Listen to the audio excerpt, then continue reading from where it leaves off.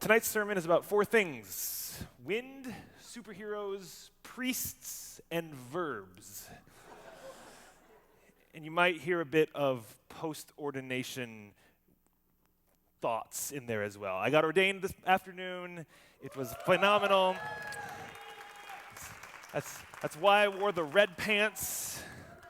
It's what you do on ordinations and Pentecost, otherwise known as pants-to-cost. Bad pastor's jokes, but no. Thank you. So let's start with wind. I grew up in the Midwest, in Michigan. Okay, we got some Michigan in the house, okay. Or I'm sorry, one of the two.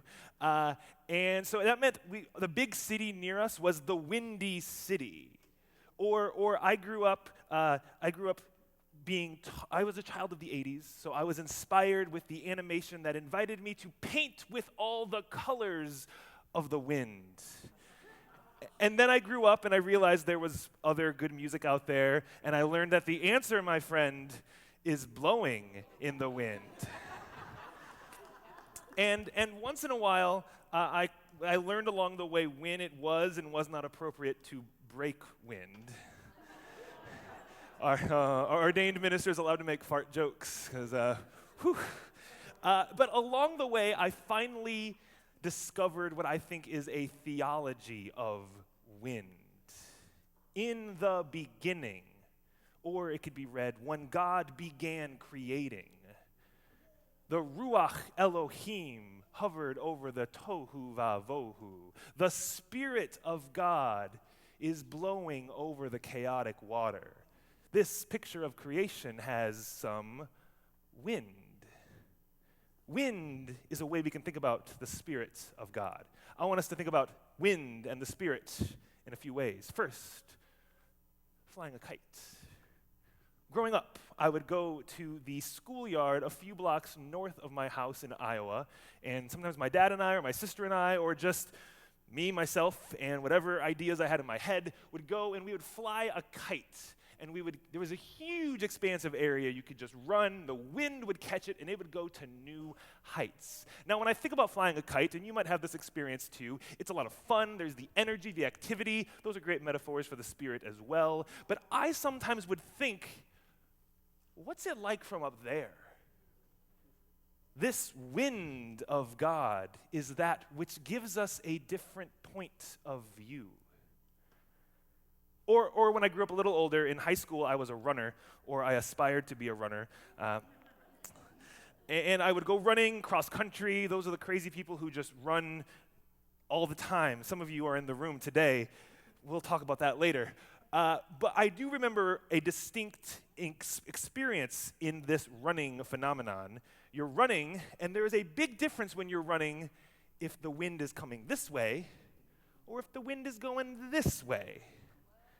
It's almost as if when the wind is at your back, it's the Spirit of God giving you a little bit of comfort that I got your back. We're in this together. Don't you worry. You can make the next step.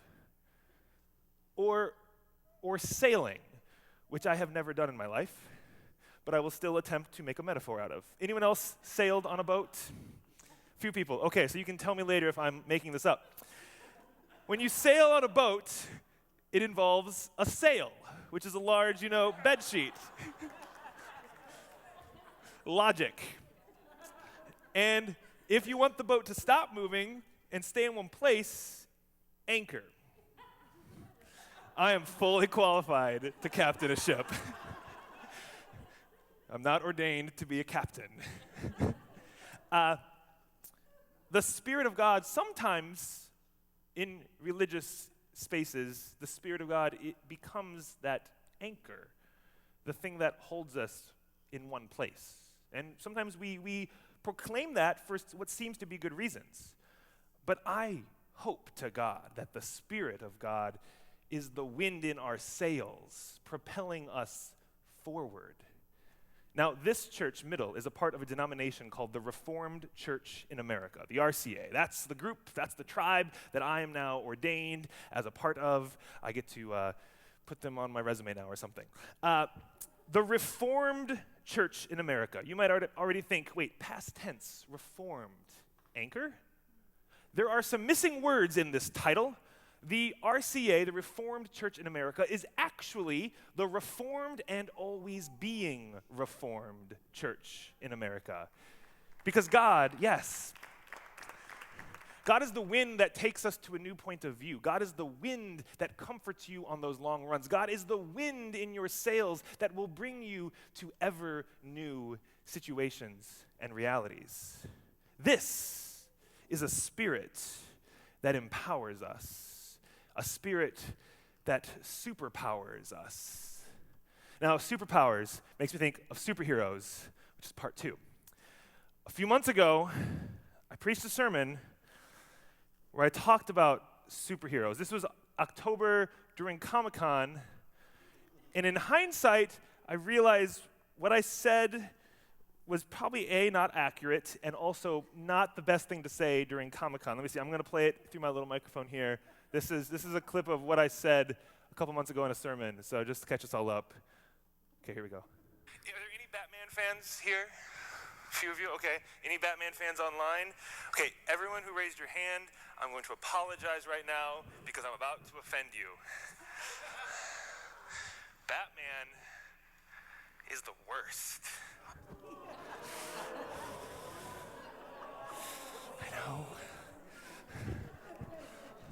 I know. Earlier today, I promised to stand against any heresies, and I think I may have just committed one. Okay. Last time, that's what I said about Batman. I have been thinking a bit more about The Dark Knight, and especially I've been wondering, I really wish The Dark Knight, what would The Dark Knight say to me if I could have a conversation about those words? What would...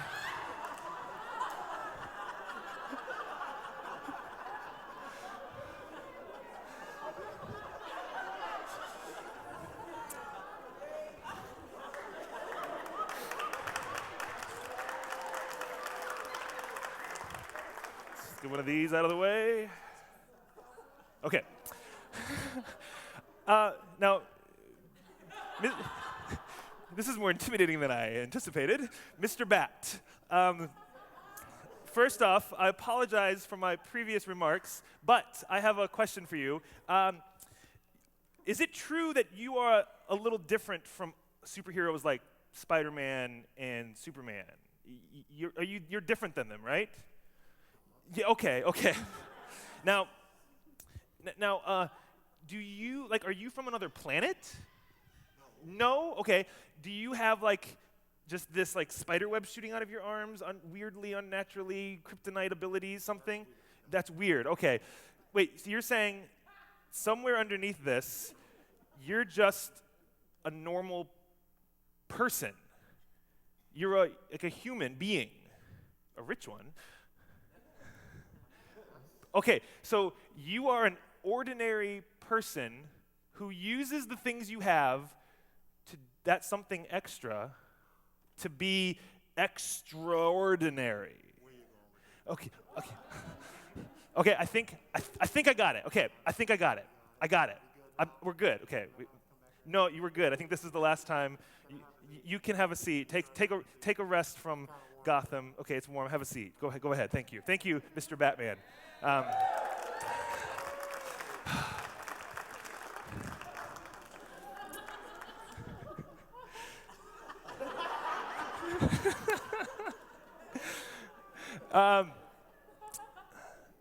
Like our conversation just shows, Batman is a little different than other superheroes. Batman don't come from some other planet. Batman didn't get bit by some radioactive spider.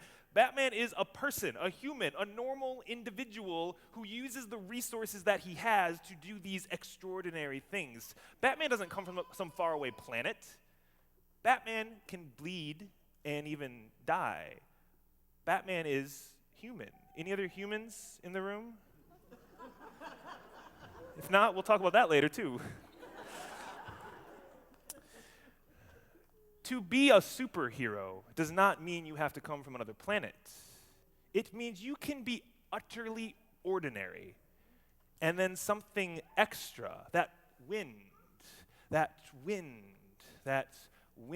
of God is the breath within you This something extra in your ordinary makes you extraordinary.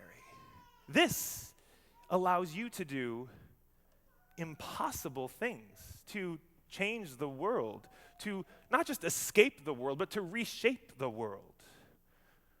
Now, we'll keep talking about that in a minute, but let's talk a bit more about priests. As Batman glares at me with those yellow eyes, those blue eyes, there they are. Priests. Now, priests, you might think, are the roles that I'm serving in right now. Ministers, pastors, or you might think of a Catholic mass with a priest, or you might think of various plays or things you've seen on stage or on screen about priests. There is a line in the Christian scriptures in the New Testament that talks about the priesthood of all believers. Not the priesthood of some believers, not the priesthood of certain believers, not the priesthood of believers who've gone through seminary and then been ordained, the priesthood of all believers, which means you. To be a priest is to be someone who stands in the gap.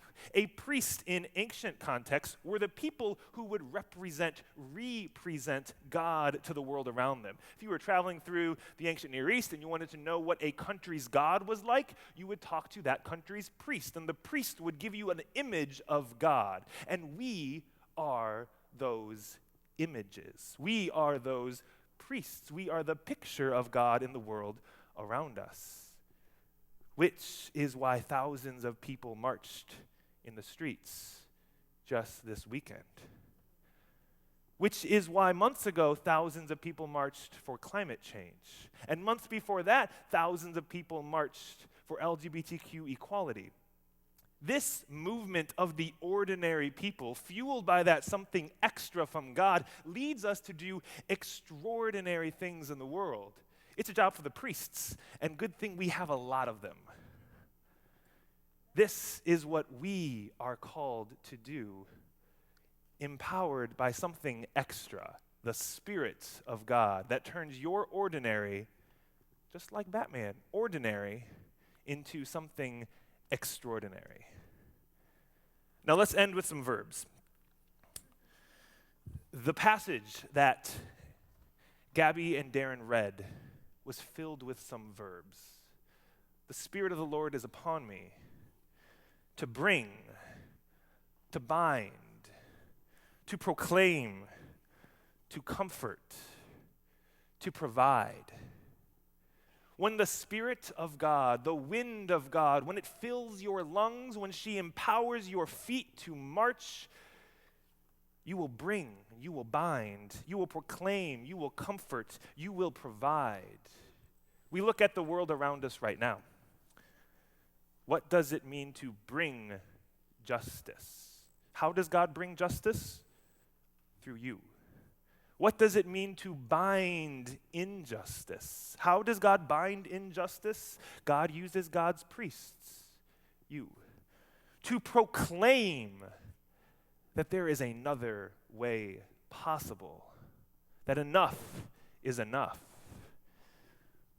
to comfort those who are oppressed.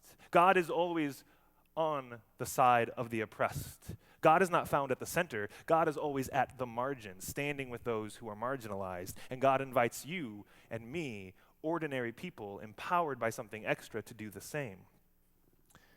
And provide.